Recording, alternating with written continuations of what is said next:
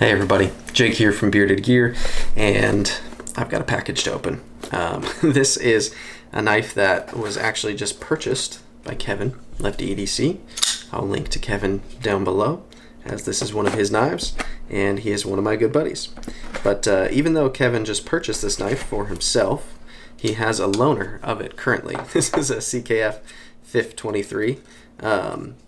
And he has Kyle from DTOM Knives and Gear. He has Kyle's Fif23 there with him right now. I think I've got that all straight. Anyways, he really likes Kyle's Fif23, and so he found one for sale and purchased it. And because he's got a loaner of it there, and I want to also check out the Fif23, Kevin had the seller send it directly to me so that I could check it out before it ultimately goes back to Kevin. Anyways, that's how this knife is here. But I'm really stoked to check this out, because this is one of those knives that, like, when it came out, I wasn't really into CKF. I hadn't given one a shot really, and so I just kind of passed on it because it was kind of an unknown and they were pretty expensive, and it was a front flipper, and I'm not always crazy about front flippers, although sometimes I really enjoy them. It's just like it was a little too kind of risky. Plus, it was huge, really big knife, right? And so I just kind of passed on it. And then they came out with a smaller version, the Fif20. I think I've got the numbers straight. And I passed on that one too. Just, again, kind of the same reasons, except for it wasn't huge that time. It was a smaller version, but it just didn't like really super speak to me. But then as soon as like I saw people getting them and started watching some reviews of them and just like listening to what people had to say about them, everybody who touches these knives seems to really rave about them. So it's gotten me curious. Plus, since that time, I've gotten my own CKF. I have the Satori 2.0, and I really like that knife. I've handled a couple more CKFs since then, and they make good knives. They do good things over at CKF, which of course stands for Custom Knife Factory. They also send knives in these really cool pouches. So yeah, this is one that like has just had my attention for a while. I've been captivated by it, and now that I finally got one here to kind of feel out for myself is pretty exciting. So let's check it out, shall we? See what we're working with in here. All right, there's the knife. Let me make sure all the extras are in here. Yeah, so in typical CKF fashion, they send an extra pocket clip in the pouch. There is a card in here. Designer is Philippe Georget. I think that's how you say that. It's French, I believe. Blade steel is M390. Handle is Thai. Carbon fiber, Zirc, and Timascus. Is that right? T-I-M? Tim? There's Tim in this handle. And then they provide you the hashtag for the knife. It says this one is number 270. It was made in 07 of 19. So, yeah, there's information about the knife there. And then I think this is a sticker. It's kind of tattered at this point. Seen some wear. I feel like, well, I know on my CKF it also came with like extra bearings and some extra hardware and all kinds of stuff. This one just has the clip in there. I don't know if the bearings have been used on another knife or something, but man, this is wild. So it's definitely big.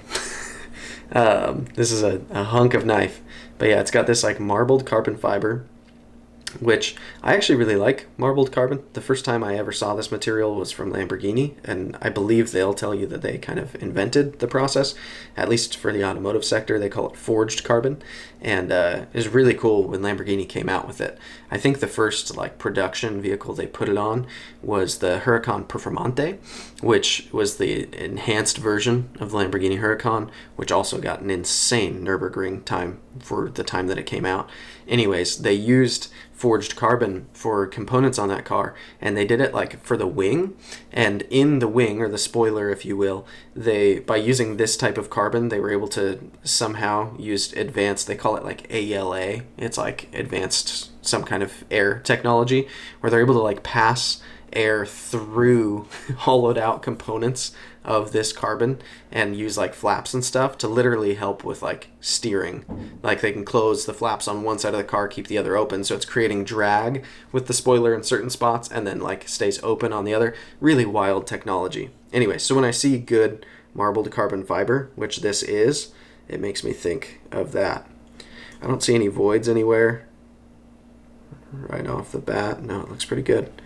I've heard from a lot of people that these zirconium bolsters tend to be fingerprint magnets, and they sure are.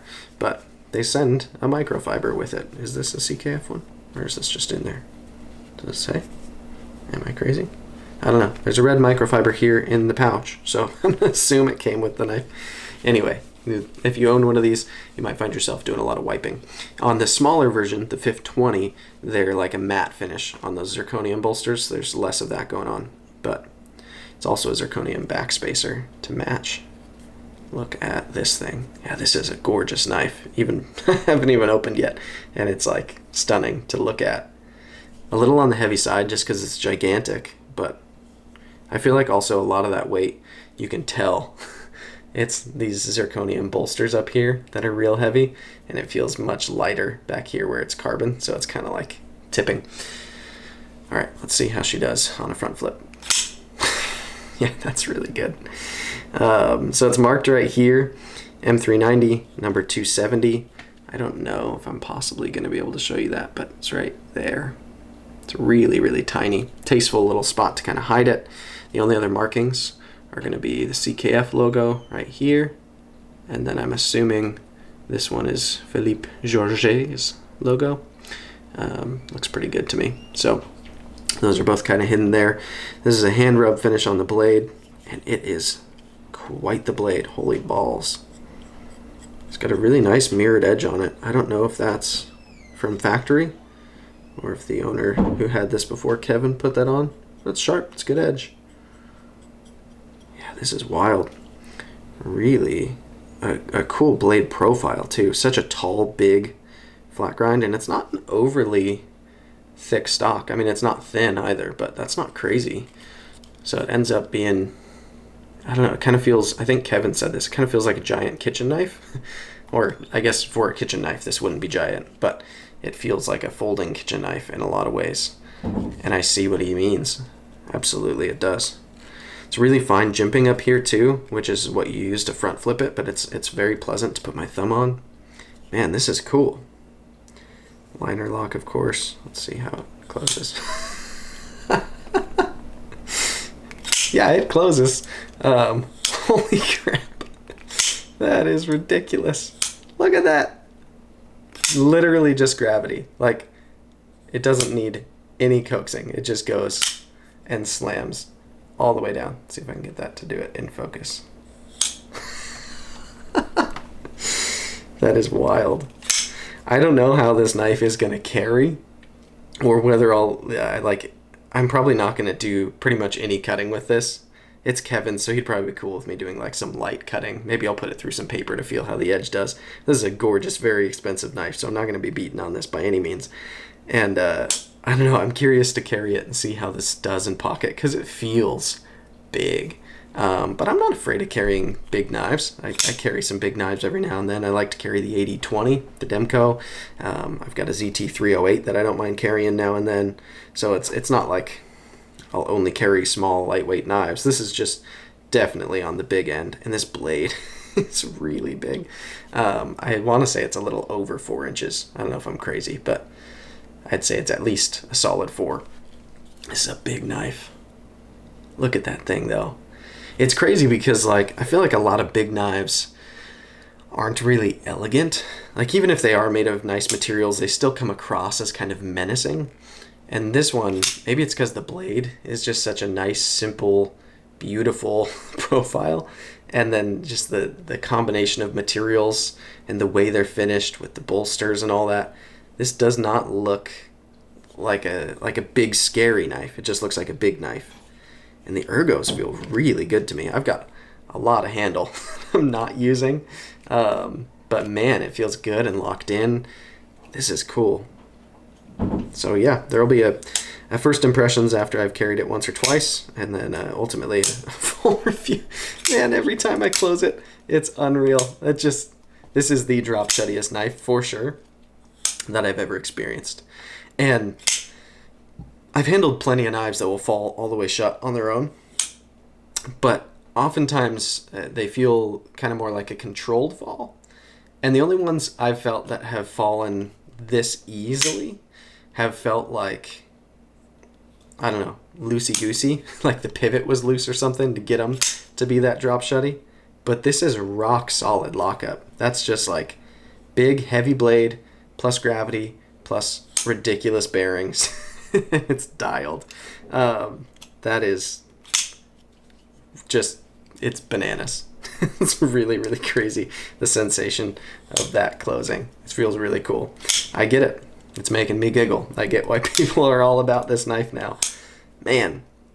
So, let's see if I can middle finger flick it. Ooh, I can. I have to give it a little wrist. Let's see if I can do it without wrist.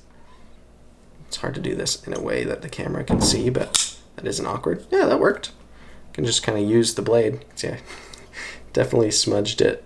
I don't know if that'll show up, but you can see where my finger came in contact with it. This is one of those knives that, like, you'll probably want to carry a microfiber if you're carrying it for the day, because everything you touch on it seemingly just picks up all of the smudges. But it's cool, and it's gorgeous, and it does that. So it has a party trick. This is wild. I can see why. Yeah, not only does everyone rave about these, but Kevin was insistent that this come to me before it even goes to him, because he was like, you have to check out this knife. And I am glad that he did. I appreciate it, Kev. Anyways, Kevin will be linked down below. LeftyEDC, one of my best friends. Really, really cool dude. And crushing it on his channel, pumping out content. Dude keeps up with me on how many videos he puts out, which is saying something. And yeah, he's a great dude. So thank you guys for watching.